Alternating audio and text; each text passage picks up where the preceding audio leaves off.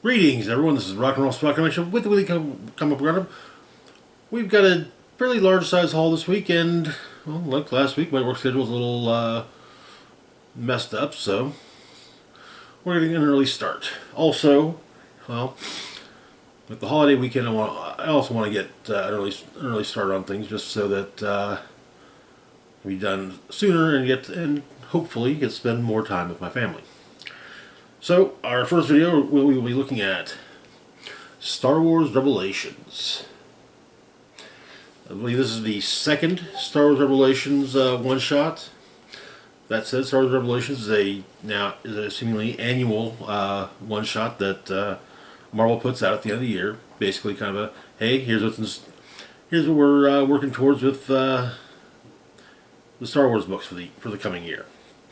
So we've got 7 short stories. As I said, each one focusing on the cast of one of the regular Star Wars books. This includes the High Republic, which, admittedly, I'm not reading any of the High Republic stuff at the moment. I think I'm going to try and after it gets released, after it's been at least collected in probably omnibus format, try and get that and pour over it. I heard about it starting up a few years ago and I'll pass. I'm kind of regretting it. So, anyways, our first story is A Trick of the Mind. This is actually relating to. This will actually be related more to the primary Star Wars title. So, Dengar is on trial on the planet Samaria for based for being a drunken idiot, and his advocate is trying to argue that a Jedi hit him with a Jedi mind trick and caused him to commit the crimes he's accused of committing.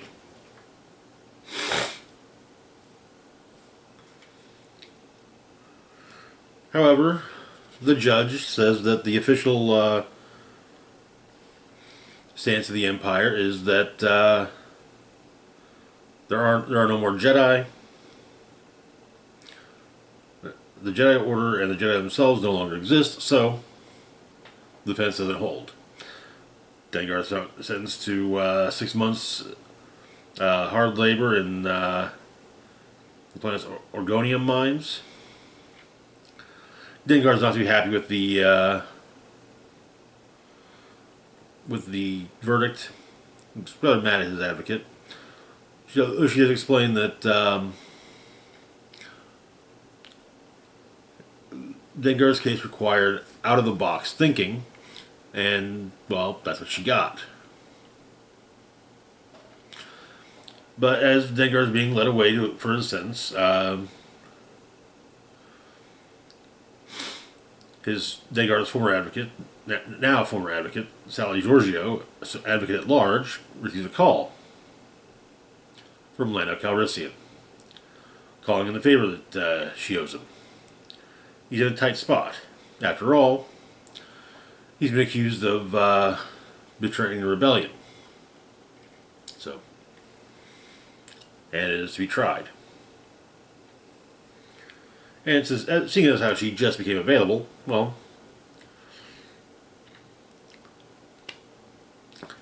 he's got himself an advocate. Which brings us to our next story, which is setting up Dr. Aphra. This is Tall Tales.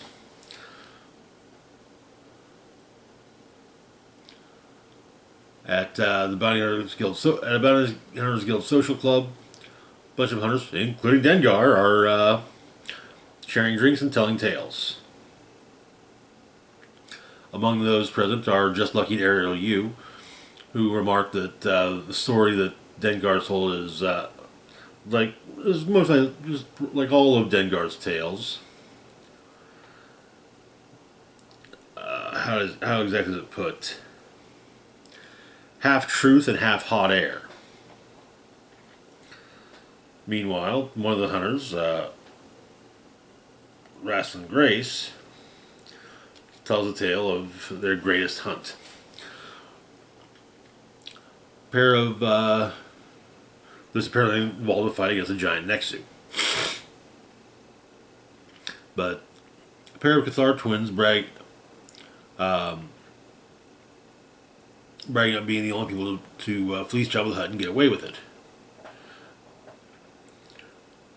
Rich, so common sense isn't exactly their strong suit. So Grace tracked them down, about to take the shot, but there was competition. Took out the competitors and then went to deal with the twins when they released a giant Nexu. Grace fights the Nexu and then ends up killing it.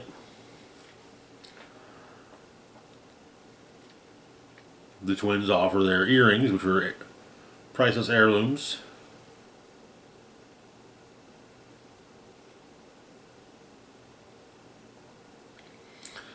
No one believes her.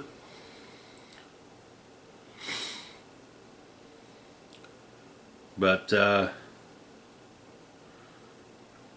she does pay for a round of drinks with rare priceless heirloom and earrings. But she states that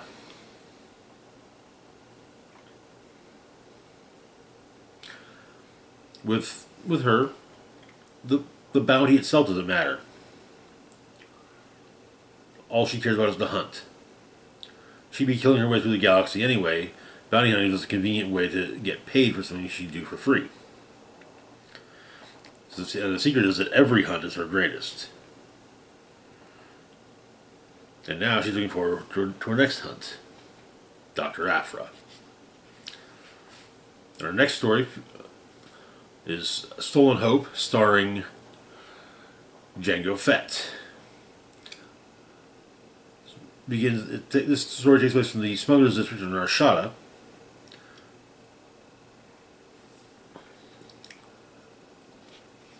Jango's got some questions, and the person he goes to ask, they just takes a Kalor slug on him. Say Kalor slug was procured for Jabba. Jabba wants to have a real life Dedrick set, basically, and well.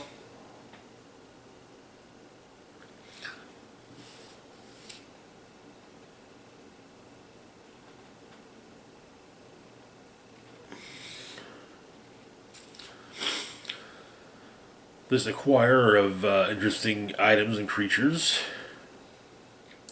also explains that the Kalor slug is normally not that vicious unless you don't feed it for a few weeks and put a shock collar on it.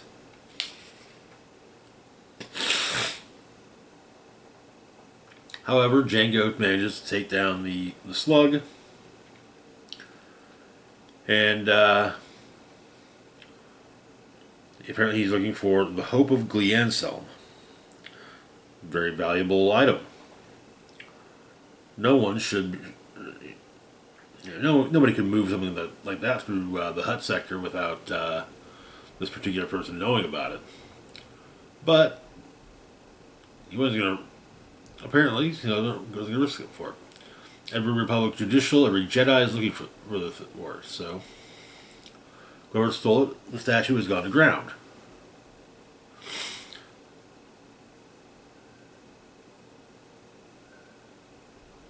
And so Jango Fett leaves after blasting the shock collar on the starved Kalor slug. However, Jango's being watched by Aurra Sing.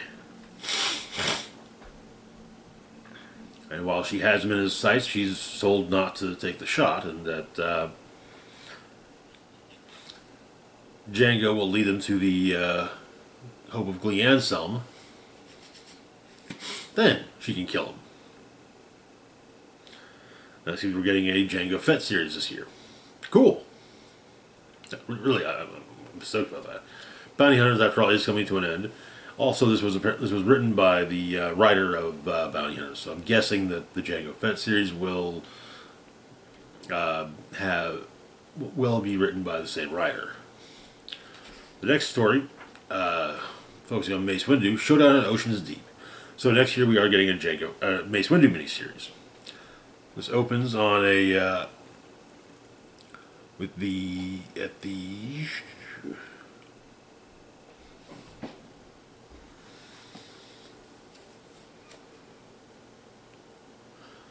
Debshi prison complex. The warden is explaining that they're automated guards. No one to bribe. Mace Windu has managed to infiltrate the place, however, and tracks down the warden. Apparently, there was a prison break on Kaban 8. When the Jedi tracked down the escaped convicts, he said he got a skeleton key from the warden of this particular prison.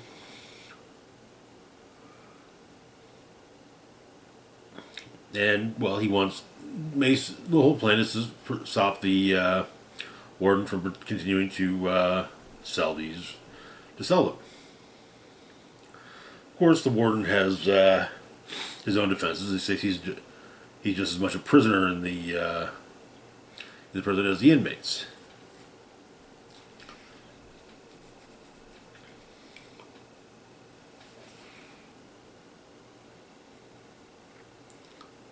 But the warden manages to escape, and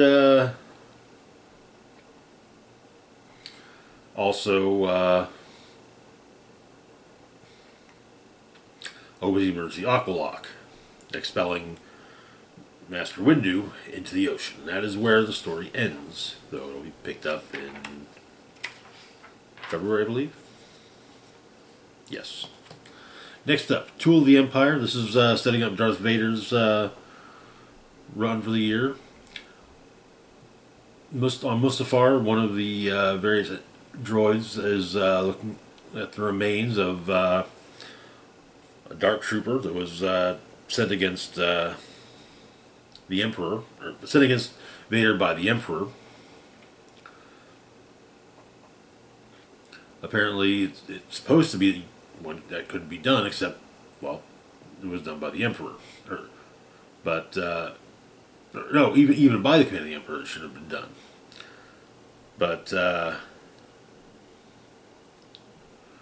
apparently, the Death Troopers still had organic brains, and it made them superior warriors. They retained the ability to make their own choices. With Vader saying that being a weakness, they would correct. On our planet, a rebel unit is dealing with some older model battle droids, pre-Clone Wars. I would guess. When Vader shows up, after killing the rebels, he makes their way to their base. The protocol droid explains that basically their plan is the rebels have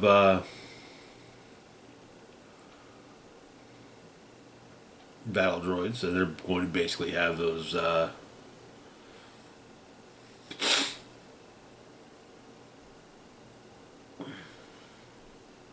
plan is to compromise the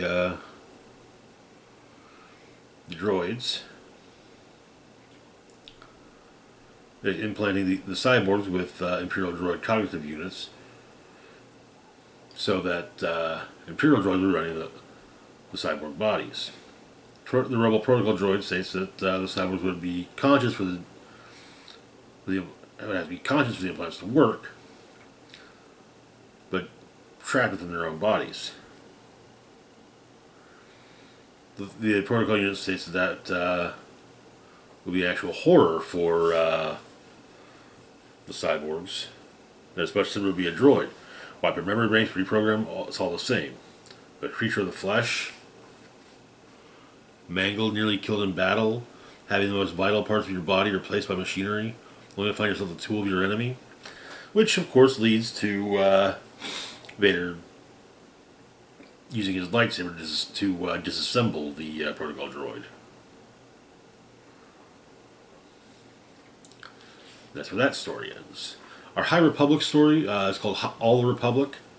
I don't know what all is going on in the High Republic. I know that the Republic is dealing with a race known as the Nihil, but we're on Galamir near the Nihil incursion zone. There's a missing Jedi. Another Jedi named Keeve is trying to find them. Dealing with Nihil forces. Apparently, no, it's not a Jedi. It's a non-force attuned civilian. Found a lightsaber. Basically, trying to be a hero. Keeve saves him, but she's shot by a Nihil, when the kid tosses Keeve his lightsaber, she uses it and then kills the Nihil that shot her. Keeve states as the story ends, one doesn't need a lightsaber for the light. You only need hope. And finally, we have Duel of the Reprobates. Bain Malar brings in a bounty for Jabba the Hutt.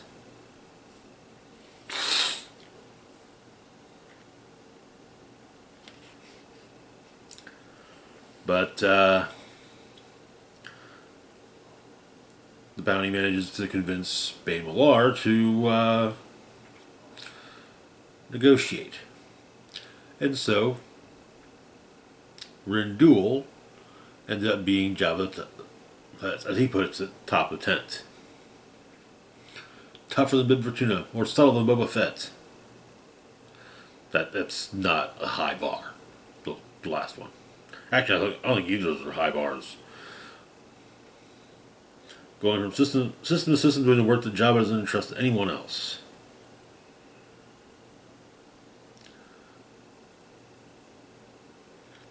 Debasing himself for Jabba. The past few months, he had infiltrated the prison planet of Gulhadar. Assassinated Boss Moss of the Ethian mob. Even knocked over Imperial Bank Vault Speeder. And it looks like by knocked over, he literally means knocked it over.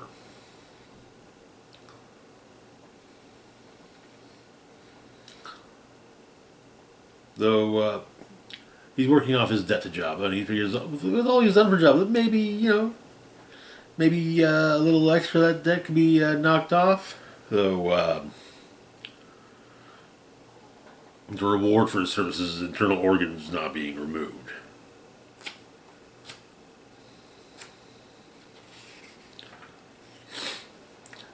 And so it seems that Bib Fortuna is putting together a crew. So far consists of Duel, as well as Danny Gamel and Cheeto Joe. A Rodian, and I'm not sure the species on the other one. Apparently, Rin knows them. And that is where the story ends. How will it be continued? We don't know. There's also some preview pages for Thrawn alliances. It's just art. It's literally just art, not without dialogue. So, and it's not even final artwork. So, yeah. But we do get a taste of Anakin either flying against or alongside Thrawn in the Clone Wars, as well as Thrawn and Vader working together during the rise of the Empire. But that is where the issue ends. I gotta say, I'm looking forward to approach all of them. I'm curious as to how the last story will be potentially continued.